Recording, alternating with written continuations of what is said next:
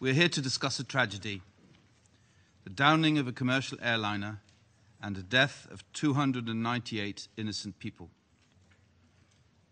Men, women, and a staggering number of children lost their lives on their way to their holiday destinations, their homes, loved ones, or international obligations, such as an important HIV/AIDS conference in Australia.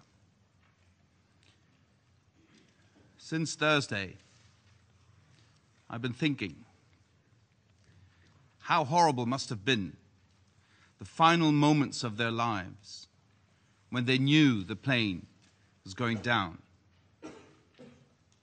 Did they lock hands with their loved ones? Did they hold their children close to their hearts?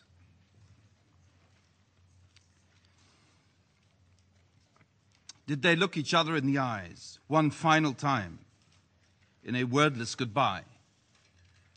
We will never know.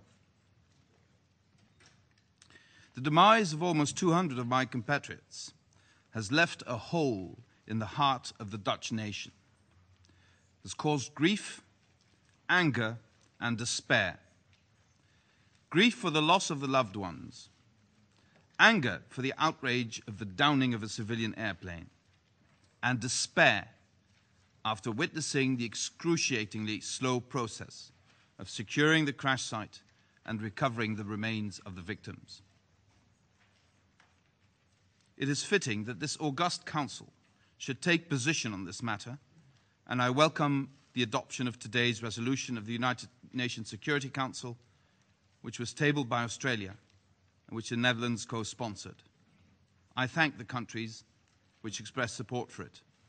And I particularly want to thank Julie Bishop personally. Julie, we are in this together.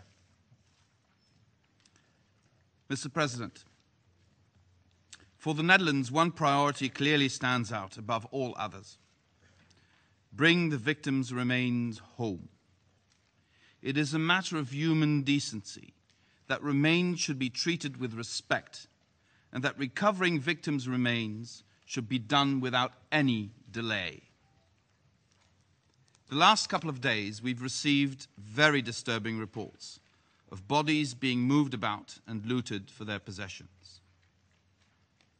Just for 1 minute, not addressing you as representatives of your countries, but as husbands and wives, fathers and mothers, just imagine that you first get the news that your husband was killed, and then within 2 or 3 days, you see images of some thug removing a wedding band from their hands. Just imagine that this could be your spouse.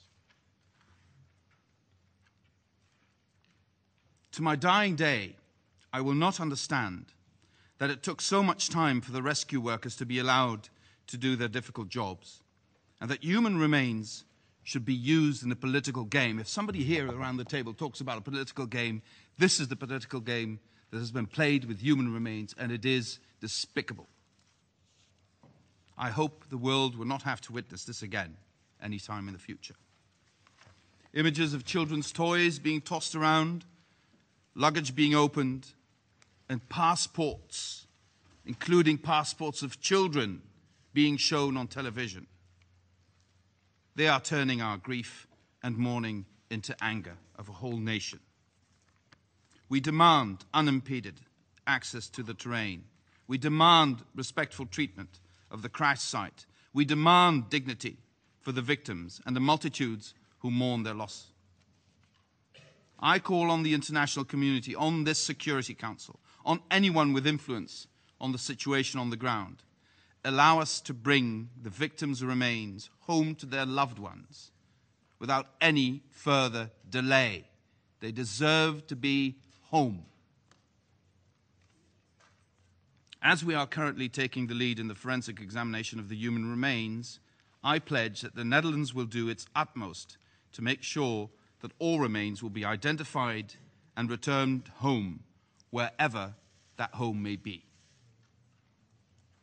We will work intensively with all countries and international organizations involved to make this happen as soon as possible. Mr. President, I also welcome the setting up of a proper investigation into the cause of the tragedy of MH17, as envisaged in today's resolution. The Netherlands has agreed to assume a leading role in such an investigation, in close cooperation with the relevant countries, the United Nations and ICAO. I am fully aware of the great responsibility we now take upon ourselves, and I give you my personal commitment that we will discharge this responsibility to the best of our abilities. As far as the safety and security of the site and the international investigators is concerned, I underline the responsibility the Security Council took upon itself with today's resolution to take additional measures if circumstances so require. Once the investigation ascertains who was responsible for the downing of the flight MH17, accountability and justice must be pursued and delivered. We owe it to the victims.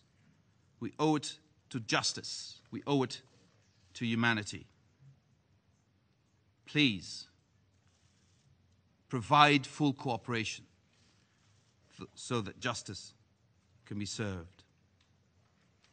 We will not rest until all facts are known and justice is served.